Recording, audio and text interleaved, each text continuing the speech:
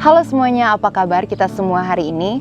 Saya percaya kondisi apapun yang kita hadapi saat ini, Tuhan Yesus senantiasa bekerja di dalam kehidupan kita untuk memberikan rancangan yang indah bagi kita semua. Pada saat ini kita akan membaca sebuah cerita Alkitab yang sangat singkat tetapi tentunya akan memberkati kita semua. Pembacaan kita terdapat di dalam Markus 12 ayat 41 sampai 44. Dengan judul perikop, Persembahan seorang janda miskin. Pada suatu kali Yesus duduk menghadapi peti persembahan dan memperhatikan bagaimana orang banyak memasukkan uang ke dalam peti itu. Banyak orang kaya memberi jumlah yang besar. Lalu datanglah seorang janda yang miskin dan ia memasukkan 2 peser, yaitu 1 duit. Maka dipanggilnya murid-muridnya dan berkata kepadanya mereka, "Aku berkata kepadamu, sesungguhnya janda miskin ini memberi lebih banyak daripada semua orang yang memasukkan uang ke dalam peti persembahan. Sebab mereka semua memberi dari kelimpahannya, tetapi janda ini memberi dari kekurangannya. Semua yang ada padanya, yaitu seluruh nafkahnya."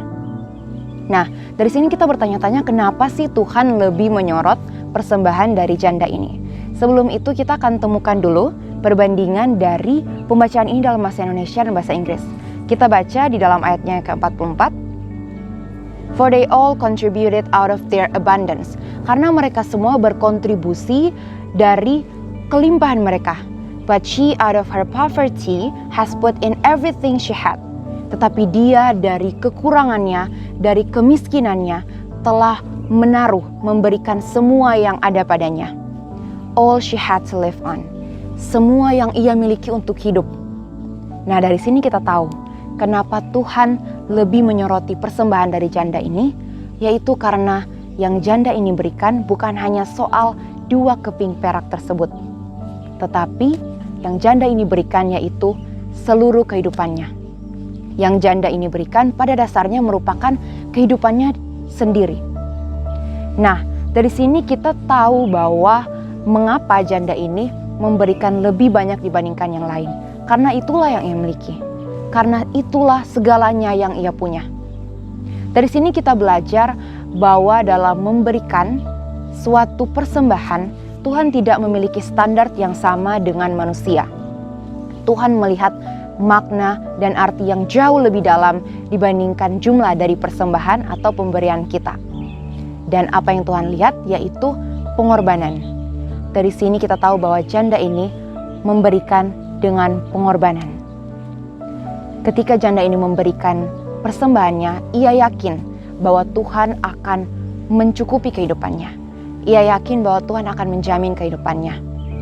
Dan dalam memberikan itu ia harus berkorban. Bahkan jika semua yang ia miliki harus ia taruh di dalam peti persembahan. Tetapi inilah yang membuat persembahan dari janda ini menjadi spesial. Nah, kita tahu bersama bahwa Tuhan Yesus menginginkan kita untuk memberi persembahan dengan tulus.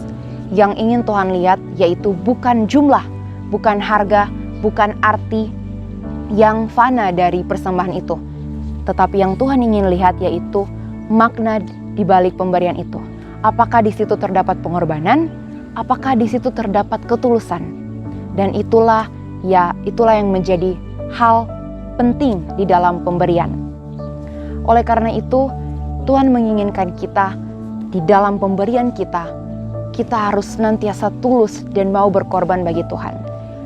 Karena ketika kita memberi di dalam iman, ketika kita memberi dengan pengorbanan, tentunya itu akan melibatkan perasaan kita. Hal itu akan membuat kita menjadi tidak nyaman ataupun akan membuat kita menjadi cemas akan apa yang akan kita makan ataupun apa yang akan kita pakai untuk hidup pada hari esok. Tetapi Tuhan berkata bahwa janganlah kita khawatir akan hari esok, karena Tuhan akan menjamin kehidupan kita. Apa kesimpulan yang bisa kita dapat dari pembacaan ini? Kesimpulannya yaitu Tuhan Yesus menilai jauh lebih dari apa yang kita berikan. Yaitu Tuhan melihat apabila di balik persembahan itu ada pengorbanan. Dan hal itulah yang Tuhan pandang sebagai hal yang terpenting di dalam persembahan. Seperti Ia yang mengorbankan dirinya bagi kita semua. Biarlah kita semua senantiasa diberikan kemampuan untuk menjadi seorang pribadi yang tulus dan mau berkorban bagi Ia. Dan biarlah kiranya damai sejahtera senantiasa menyertai kita di dalam kegiatan kita sehari-hari. Terima kasih, Tuhan Yesus memberkati.